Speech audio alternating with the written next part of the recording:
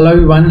Today we're going to run through the periodic table MCQ, which includes Group 2 and Group 17. All right. Okay. Just let me run through a few parts, a little bit of some important stuff that you need to remember for the periodic table. All right. So when we learn the periodic table, we have to learn about the characteristics of the period 3 chlorides as well as the oxides. So in aqueous solution, in aqueous solutions, all the chlorides. Sodium chloride is actually neutral. It dissolves in water and it gives you a pH of 7.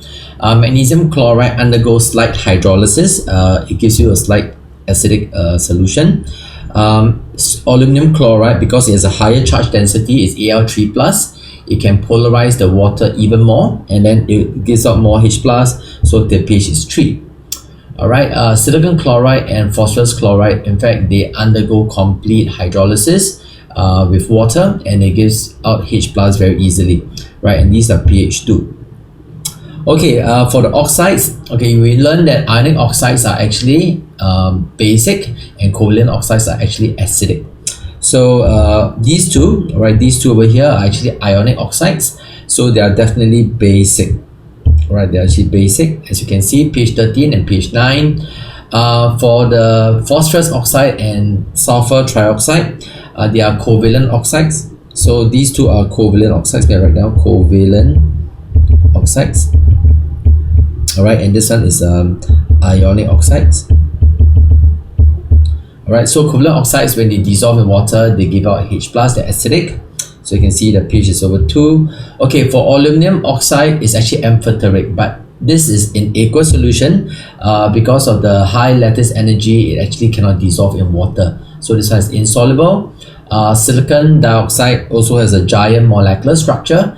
It cannot dissolve in water. Alright, so these two will be pH 7. Okay, as you can see from the graph, these are the important pH that you need to remember. Alright. Okay, so let's run through the next part. Okay, let's look at the first question. ACJC last year's 2019. Okay, you have to go and memorize and study the charts again if you have forgotten. Alright, but this is how it's done. For the first chart, the one with the highest point, right, is for silicon. So please remember that this is actually for the melting point of the oxides, right? Because I know that for the oxides, the highest, the peak is the one with the highest melting point is actually silicon dioxide. Okay, so this one try to remember, right? Learn by heart, silicon dioxide. Okay, so this is the first one. Would actually be the melting point. Okay, melting point of the oxide. This is melting point. All right. Okay, for this, for aluminum is the highest peak. This one is for electrical conductivity. All right, this is for aluminum because it has the most number of valence electrons. Can lose 3 electrons. Okay, so this will be the best conductor over here. This S-shaped thing, you must remember, this is actually the ionic radius. Okay, the ionic radius.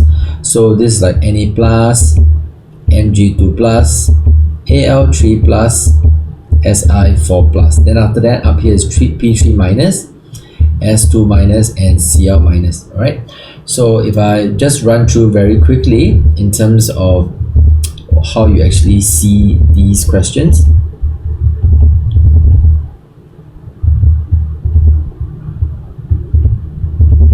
Okay, if I look at the number of protons and electrons, right, for sodium, the ions from sodium all the way to Cl minus. So sodium actually has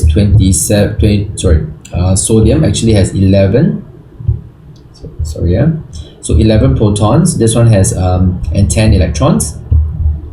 Magnesium has 12 protons, and because it has lost 2 electrons, right, so it's 10 electrons. Aluminum would have 13, then here will be 10. Silicon would be 14, and there will be 10. All right. For phosphorus, there are actually 15, 16, 17, but since it gains 3 electrons, it's 18, 18, and 18. Can you see that?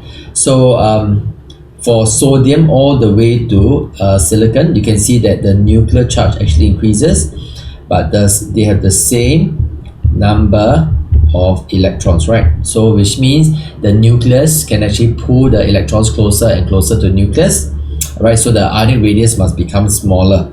As you can see, that's actually becoming smaller.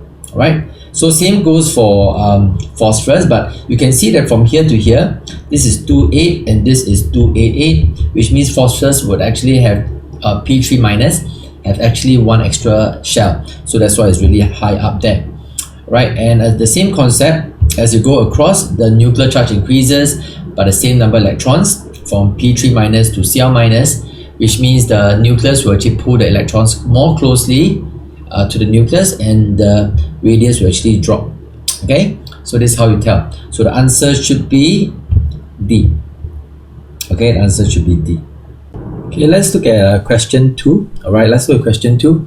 Okay, the highest oxides of the elements sulfur, sodium to sulfur, are added separately to water. Which best represents the pH? Okay, so this one is what I did just now with everybody.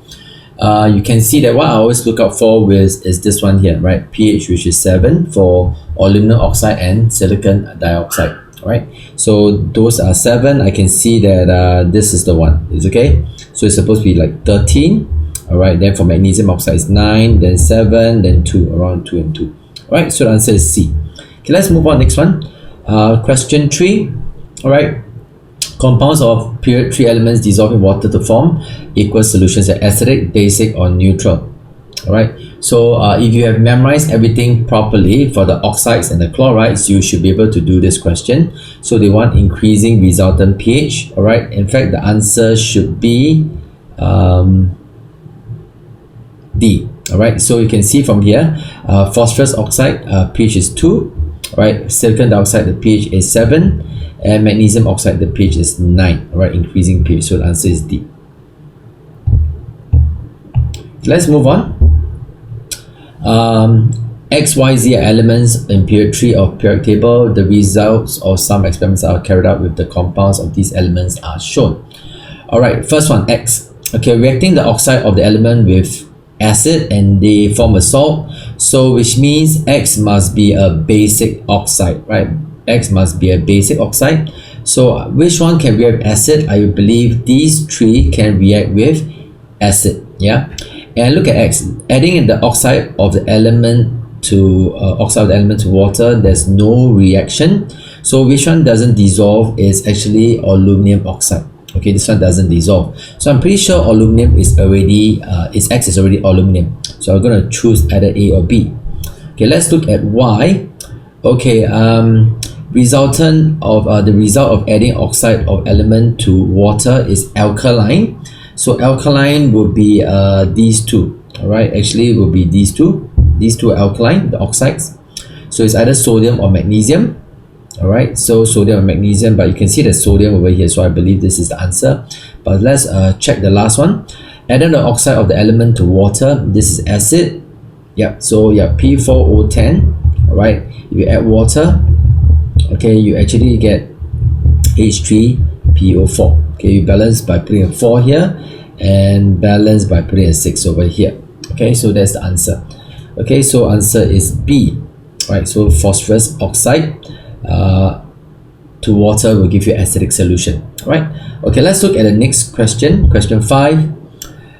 Again, like what I said, you have to memorize these. So which of the following sequence shows order of increasing pH when they are dissolved in water? So this one, I think the answer would be A.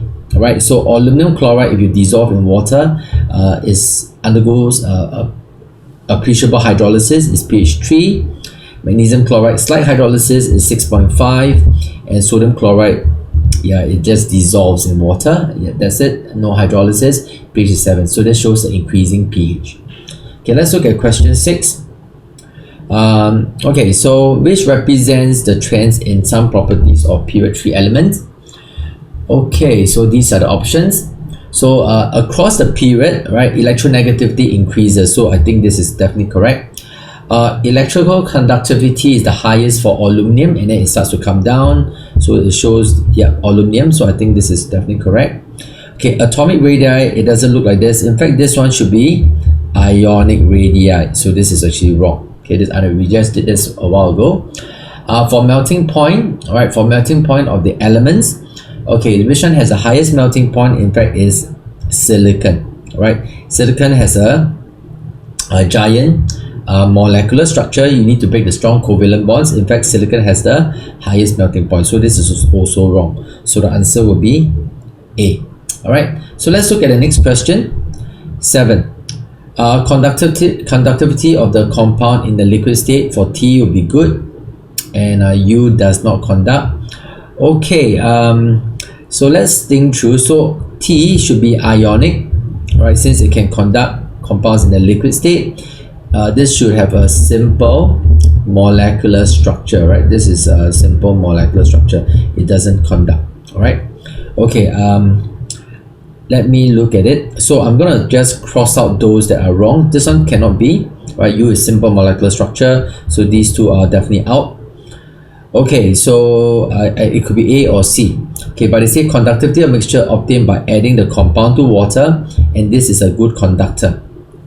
All right.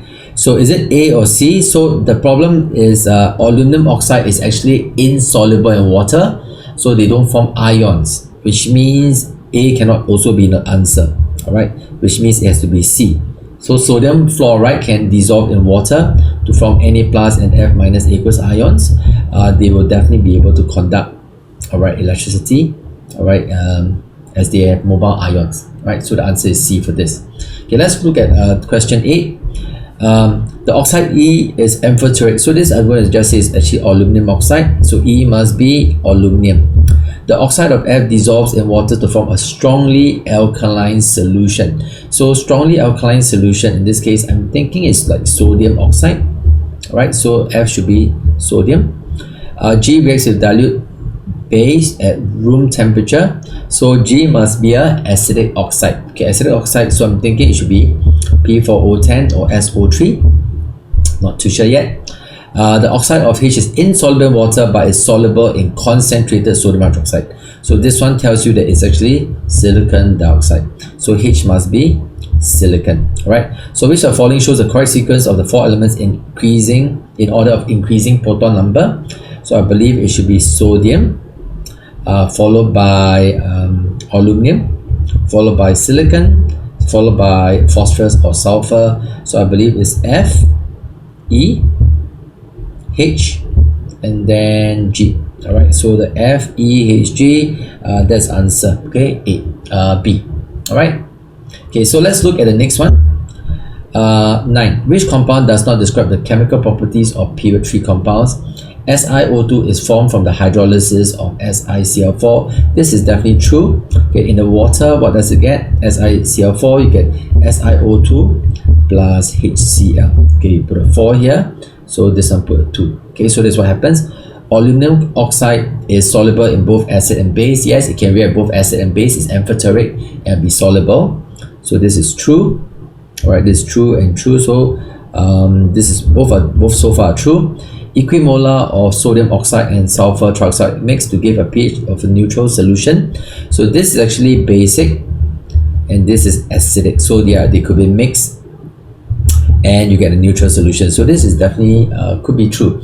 The acidity of PCl of PO3 chlorides in water decreases from sodium chloride to PCl5. Acidity decreases.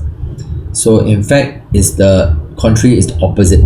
So this is pH 7. This PCl5 in water, we learned that it's actually pH 2. So we say the acidity increases, not decreases, increases, right?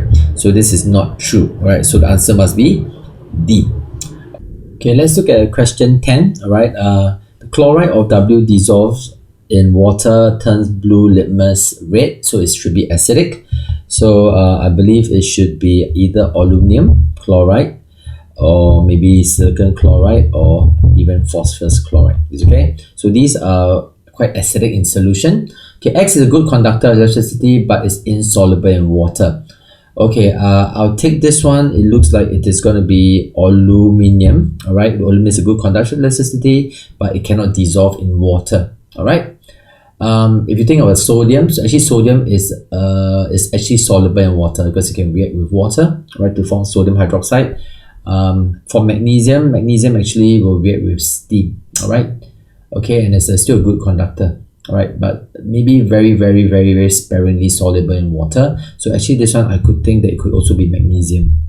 All right, okay, for oxide of Y has the highest melting point. You check if you learn this well, you realize that actually this is magnesium oxide. So I can just cancel out magnesium here already, right? So so Y is magnesium. Okay, and X I believe is aluminum. All right, Z has the highest first IE and largest ionic radius. Okay, the one has the largest ionic radius, if you remember, is actually P3 minus. All right, and it has the highest first IE. All right, because I guess it's actually increasing. IE actually increases across the period. So if it goes from sodium all the way to phosphorus, phosphorus probably would have the highest first IE. All right. Okay, so if that's the case, I can take away phosphorus here. It mustn't be phosphorus and cannot be aluminum. So I believe W should be silicate. All right. Okay, so over here, so what should ranking be? So it should be starting from for elements increasing atomic number, right? So I believe it should be magnesium, then aluminum, then silicon, and then phosphorus. So it should be Y, X, W, and Z. Okay, so the answer should be C. Okay, let's look at the next one. Which diagram shows the trend in a property of group 2? Okay, this is group 2, right? So let's look at the first part, enthalpy of hydration.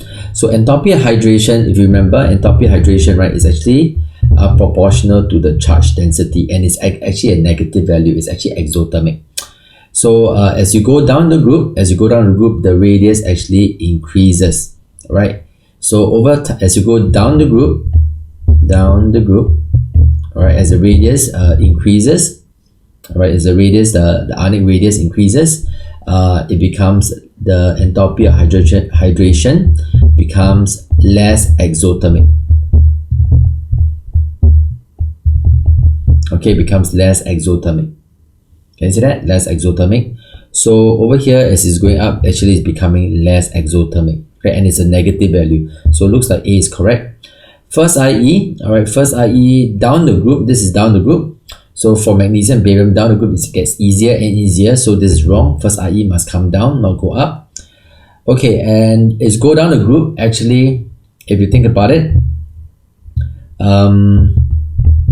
for group 2, all right, for group 2, as you go down the group, the valence electrons are actually further from the nucleus, all right, further from nucleus, and it's more easily removed. So it's more easily oxidized, right? It's more easily oxidized. So the E0 value would actually become more negative, okay, more negative. But over here it's not showing it's more negative. In fact, it's going up. So this is wrong. Okay, electronegativity actually decreases down the group, but this shows increasing. So this is definitely wrong also. All right, so answer should be A. Okay, let's look at question 12. Okay, so you have to write the equation first for this group 2 metal nitrate. So nitrate, if you remember, it will decompose to an oxide plus NO2 gas. This is a solid, and half O2 gas. Okay, so what is the identity of the metal? So you started with 5 grams and it loses 3.29 grams. So 3.29 grams is over here, 3.29 grams. So you can actually calculate based on law of conservation of mass, the amount of this would actually be 5 minus 3.29, which makes it 1.71. Okay, 1.71 grams.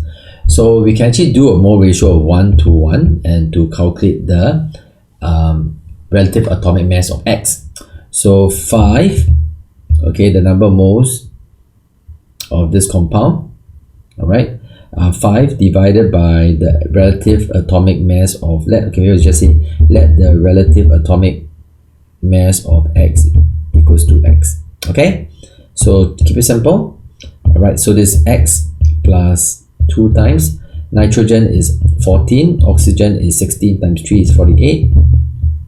All right, so the number moles of the nitrate will form the same number moles of the oxide, which is 1.71 divided by X plus 16. That's for oxygen. Okay, solve for X. X will turn out to be approximately 40, right? And since it's going to be about 40, it has to be calcium. So that's the relative atomic mass of calcium. Okay, let's look at question 13. Group 2 metal, M is a group 2 metal, the carbonate of M, so let's write it down first. So carbonate of M, which is M carbonate, will decompose to give you MO, the oxide, plus carbon dioxide. Okay, so this white solid residue is sparingly soluble in water. So the M oxide is actually sparingly soluble in water. Even when large amounts of solid residue are added to water, the pH of the saturated solution is less than that of lime water. So what you need to know is solubility of group 2 hydroxides increases down the group. Okay, which means barium hydroxide is actually the most soluble, right? Most soluble. Okay, so you have magnesium M oxide, and then you add water. They say the pH of the saturated solution is less than that of lime water. So calcium hydroxide is lime water. Okay, so if the pH of the solution is less, that means is less basic. Okay, less basic means less OH minus. Hence, it has to be magnesium hydroxide.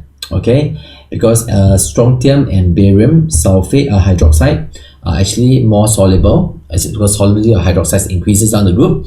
So barium hydroxide in fact is a strong base, alright, and the pH will be actually even higher. But this one, they say the pH is less than that of lime water. Okay, so it has to be magnesium hydroxide. So that's A. Okay, let's look at question 14. Which of the following statements about group 2 elements and their compounds are correct? Beryllium chloride has a higher boiling point than magnesium chloride, as it has more exothermic lattice energy. In fact, beryllium chloride is taken to be simple molecular, and magnesium chloride is ionic. So this is definitely wrong. Beryllium chloride can be more exothermic lattice energy. Anyway, I wasn't really use the word lattice energy for beryllium chloride because it has a covalent bond. Okay, the reducing power of group 2 elements increases down the group. So group 2 elements, actually they will be oxidized, so they're actually reducing agents. And as you go down the group, the valence electrons are further and further from the nucleus, correct? Okay, as it's further from nucleus, the electrons here can be lost more easily. So they are more easily oxidized, they are stronger reducing agents. So B is definitely correct. Alright. Okay, C is wrong. It doesn't give more. One more barium carbonate on heating over a short period of time decomposes to give more carbon dioxide than one more of magnesium carbonate. This is actually not true anyway, because magnesium carbonate can decompose more easily. It will probably give you more carbon dioxide over the same short period of time. Barium has a higher melting point than magnesium due to more electrons. This is definitely wrong because barium and magnesium will actually all only lose up to 2 electrons. So D is definitely wrong. Okay, let's move on. Calcium carbonate decomposes at this temperature, alright, to produce CO2. Barium sulfate decomposes at a much higher temperature to produce SO2. Which one of the following statements correctly explains the thermal stability of barium sulfate? Alright, so barium sulfate actually thermally more stable. The concept is because Ba2 plus actually has a higher, larger radius, alright, and a lower charge density. It cannot polarize the anion as much, alright. So it's all about the polarizing power of the cation, right? So let me see. So the charge density of calcium 2 plus is greater than that of barium. Is it true? Yes, because calcium is actually smaller, so it can polarize the carbonate more easily and can decompose at a lower temperature. Okay, so 3 is definitely correct. Lattice energy of calcium carbonate is more exothermic than calcium sulfate. But they say which of the following correctly explains, right? So correctly explains, actually you just need to look at the charge density of the cation. Alright, so this one I take it as 3 only. Okay, all these are not relevant really, not relevant to to explain thermal stability. Alright, okay, let's move on. Next question, 16. Okay, which of the following statements about elements chlorine, bromine and iodine are correct? Okay, So oxidizing power decreases from chlorine to iodine. That's true because chlorine is the strongest oxidizing agent, all right, compared to chlorine, bromine, and iodine. So this is, I'm going to say, true. Bond length of the molecule increases from chlorine to iodine. That is definitely true. The magnitude of the first EA increases from chlorine to iodine. So the magnitude of the first EA increases. All right. So is it true? Okay, so let's think through. Cl is actually smaller and I is actually bigger. So if it's going to take in an electron, because electron affinity, right, it's going to take an electron, okay, to form a gas. Okay, let me just write it down first. Okay, so because I is actually bigger and the valence electrons are further from the nucleus, the attraction for the electron and I actually is not so strong. So it doesn't actually give out a lot of energy. All right. But for this one here, for electron and Cl, okay, because Cl is actually smaller, so the valence electrons are closer nucleus and smaller, so definitely is able to attract the electron more easily and give out more energy. So the first electron affinity increases, which is wrong. It actually decreases, right, from chlorine to iodine. So chlorine is smaller, it can take in electron and give out more energy. Iodine bigger, it can take in this electron, but because the attraction to nucleus is not so strong, it gives out less energy. So that's why it decreases. Okay, let's look at next question. Which property of halogens increases down group 17? As you go down, chlorine to bromine to iodine, this is a gas, this is a liquid, and this is a solid. So it becomes less volatile. Okay, so volatility decreases, it doesn't increase. Bond energy of halogen bond increases. No. Okay, I bond in fact is the longest here, and this in fact is the weakest bond. Out of all the chlorine and bromine, this is the weakest bond. So bond energy actually increases. No, this is definitely wrong. In fact, it decreases. It's easier and easier to break. Ease of oxidation of the halide ion. So actually chlorine is the strongest. Okay, if I draw chlorine, bromine, and iodine, you notice that in fact chlorine is the out of this three, right, is the strongest oxidizing agent, and out of the halides, I minus must be the strongest reducing agent. Right, so the ease of oxidation of the halide ion, so the halide ion can be more easily oxidized as you go down the group, is the strongest reducing agent for I minus. So ease of oxidation is actually increasing. All right, so yeah, so it looks like the answer is C. Thermal stability of hydrogen halides actually decreases down the group because of the longer HX bond. Okay, so it's easier to break. It is actually less stable to heat.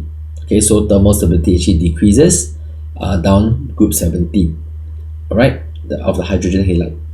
Okay, let's move on to the next question. The results of three halogens K2, L2, and M2 added to separate aqueous solution. Okay, so you can see from here, all right, K2, L2, M2. M2, when react with K minus and L minus, K2 are formed. All right, you can see over here, K2 form, L2 form. So it shows that M2 must be the most reactive halogen, right? The more reactive halogen will always displace the less reactive halogen. So which means M2 here would be, okay, out of these three, chlorine, say chlorine, bromine, and iodine. So the most reactive one or the strongest oxidizing agent here is chlorine. So M2 should be chlorine. Okay, out of the three, the one that has no reaction for all will be L2. So this one should be iodine, and K2 should be bromine, right? Okay, so when L2 reacts with thiosulfate, when iodine reacts with thiosulfate, the oxidation number or state of sulfur increases the most compared to the reaction between M2 and thiosulfate. This is wrong because I2 is actually the weakest oxidizing agent, so the sulfur doesn't increase as much. In fact, when iodine reacts with thiosulfate, all right, you realize that you form S4O6 2 minus, right? 2I minus. Okay, so this is what you get. All right, the balance you get 2 here. So sulfur increases from +2 to an average of +2.5. All right. So, but what is M2? M2 is chlorine. When chlorine react with thiosulfate, okay, I'm not going to balance the whole thing, but thiosulfate will become sulfate. All right. So it's actually +6 over here. So there's a greater change in oxidation state from +2 to +6 for chlorine. Okay. So definitely one is wrong.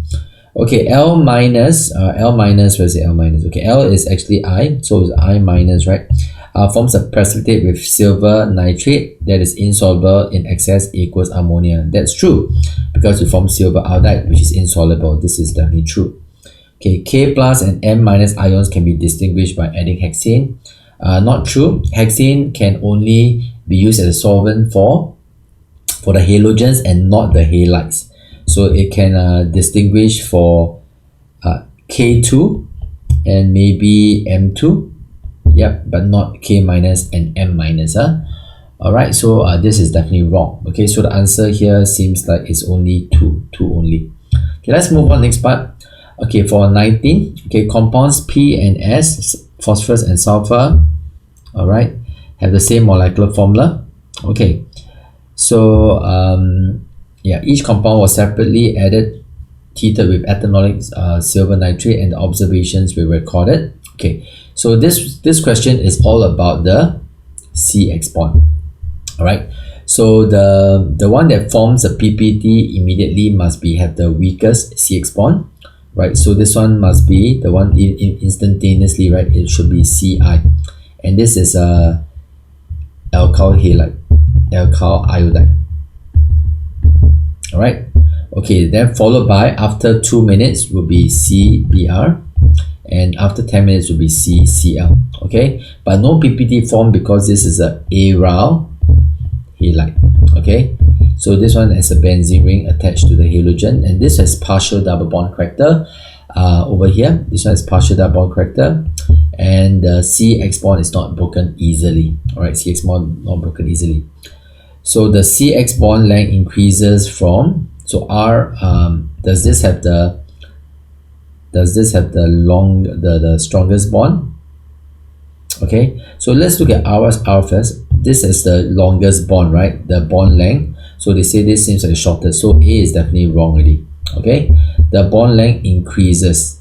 So it must be the shortest to the longest. So it should be the other way around. Okay, it should be the other way around. All right, the one with the longest bond length should be R. All right, okay, so that's wrong. Okay, how about the next one? This is wrong. Let's just write down first. Okay, R can be formed by reacting iodine with methyl benzene in the presence of UV light. Okay, so you cannot get alkyl iodide by reacting with iodine and UV light. Okay, for alkanes, right? Only the chlorine and the bromine can actually react with UV light, but not iodine. All right, not iodine. So this one definitely is wrong. All right. Okay. So Q can be formed by reacting bromine with methyl benzene in the presence. Yes. Okay, this is definitely true. So if I have methyl benzene, all right, and then I use bromine and AlBr3, okay, and you go form Q, which is aryl halide. This is probably what you can get.